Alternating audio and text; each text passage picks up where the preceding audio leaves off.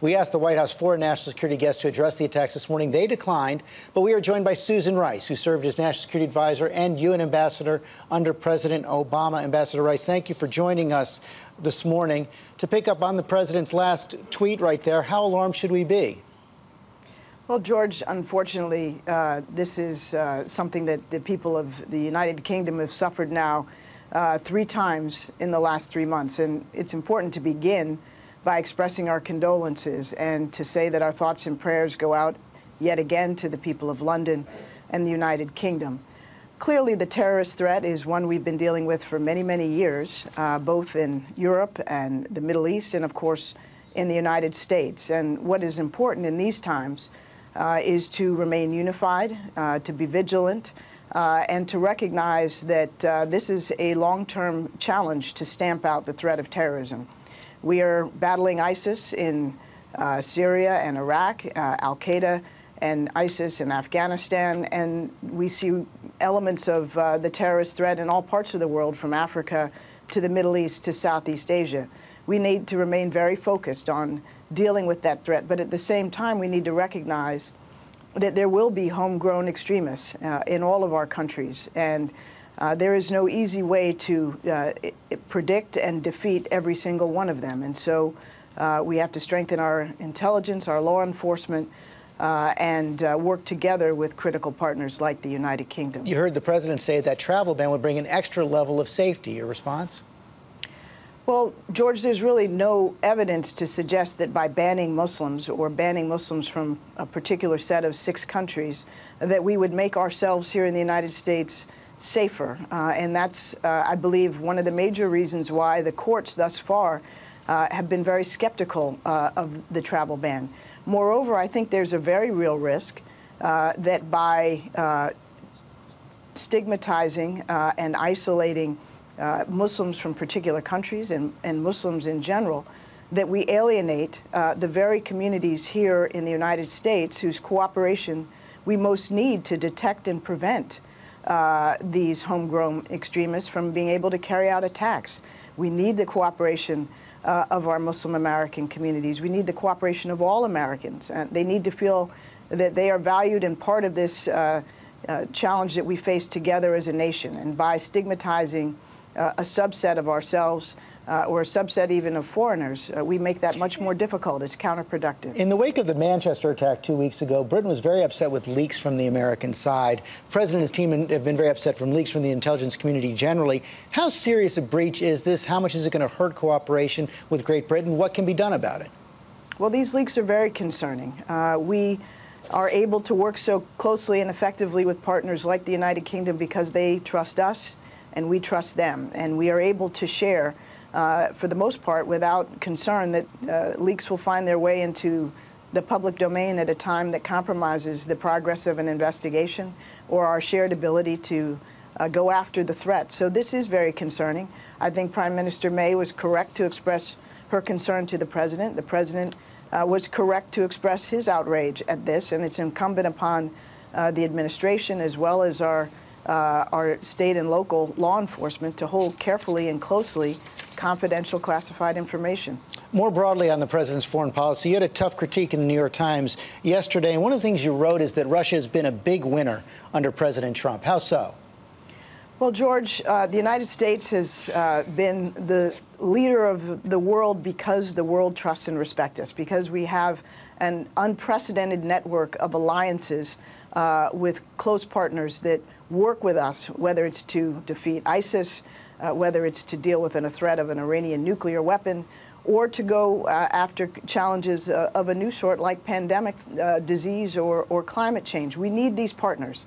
And when we alienate our Western allies, in particular when the president went to NATO and failed to reaffirm, as every president has since 1948, that we are committed and remain committed to the defense of our NATO partners, he sent shockwaves through Europe. And that is exactly what Vladimir Putin wants, because Putin's interest, as he actually reaffirmed just on Friday, is to see NATO weakened and ultimately destroyed. And when the United States, the most important player in NATO, cast doubt about our commitment to that vital alliance, It undermines our security. It undermines the security of our closest allies, and it's a big win for Vladimir Putin. On Friday, President Putin also continued to deny that his government has interfered in our elections, but he did for the first time say it might have been done by patriotic Russians. Is that as close to an admission of guilt we're going to get from President Putin? I don't know what we'll hear from President Putin, George, but frankly, he's lying. The reality is, as all of our intelligence agencies have come together to affirm with high confidence, the Russian government at the highest levels was behind the very unprecedented effort to meddle in our 2016 presidential election. And we need to understand exactly how and why that happened, and whether or not there's any evidence to suggest that there were those on the American side who facilitated that meddling. With the benefit of hindsight, should President Obama and your team done more to blow the whistle on this Russian interference earlier in the campaign?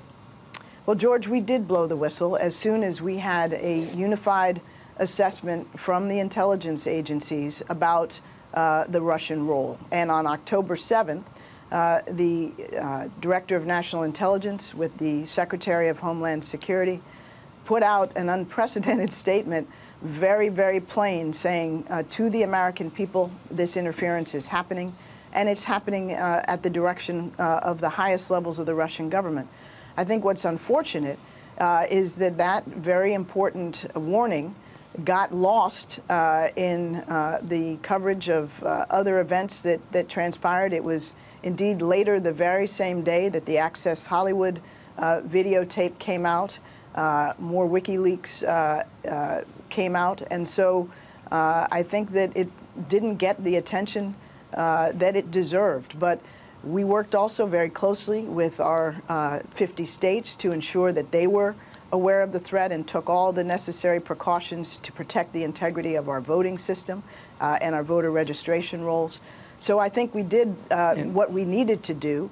And I think it's regrettable that other issues clouded the focus on that very important statement. After the election, President Obama also sanctioned the Russians, took back those compounds in Maryland and Long Island. Some talk now that the State Department of the Trump administration considering reversing that. Good idea? No, George, not a good idea. Let's be clear. Russia is an adversary. Russia not only has invaded a sovereign country and annexed part of it in Ukraine and Crimea. It's not only in cahoots with a regime in Syria that uses chemical weapons. It has interfered directly and deliberately at the direction of the highest levels of its government in our democratic process. That is a threat to the integrity of our democracy. That's a threat to our country on a bipartisan basis, and we need to hold Russia accountable. President Obama rightly imposed strong sanctions in December for the election meddling. Those sanctions should remain because Russia hasn't changed its behavior. It's just denied and obfuscated and continued to behave badly. So there's no reason to ease the sanctions. Indeed, I think, as some in Congress have suggested, it's time to consider strengthening sanctions. Would it have been appropriate for Jared Kushner to have a back channel during the transition? Your successor, General McMaster, has suggested there's nothing wrong with it. Well, George, I think these reports, if accurate, are concerning, not just because of communication between the Trump transition and the Russian government. And we do have communications between transition teams and foreign governments, rarely with adversaries like the Russians, and rarely with the frequency that we've seen. But what I found most concerning about that report, which, if true, is that Jared Kushner suggested to the Russian ambassador that they communicate using Russian communications in a Russian diplomatic facility to hide their conversation from the United States government. That's extraordinary, if not mind-boggling, from the point of view of a national security professional. I've worked in this field for 25 years, and I have never heard of such a thing. The United States, and from one administration to the next, has one government, one president at a time. And we worked very hard to do a professional and effective handoff, a seamless one. We worked very hard in this transition to accomplish that and to do so transparently. And that's the hallmark of what makes our democratic system resilient and our ability to endure as a leader and a democratic icon for the world. Finally, the chairman of the House Intelligence Committee, Devin Nunes, subpoenaed the CIA, NSA, and the FBI for any information they had about requests you may have made to, quote, unmask U.S. individuals in intelligence reports. Do you have any objection to having these agencies comply with the subpoena? And what will the committee learn if they do? I don't have, of course, any objection to the agencies being responsive to congressional oversight. That's what they are expected to do. And this, I think, is a question now between the House Intelligence Committee and the agencies. I think what is unfortunate is that it appears that this request, or this subpoena, rather, was issued on a unilateral basis by the chairman, not on a bipartisan basis.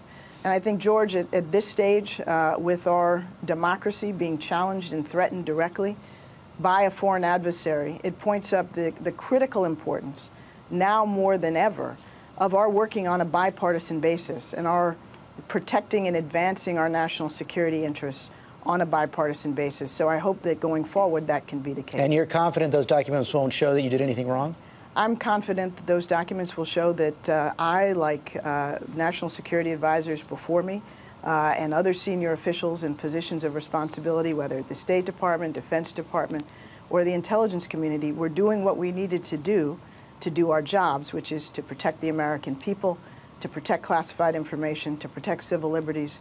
That's what those documents will show. Ambassador Rice, thanks for your time this morning. Good to be with you, George.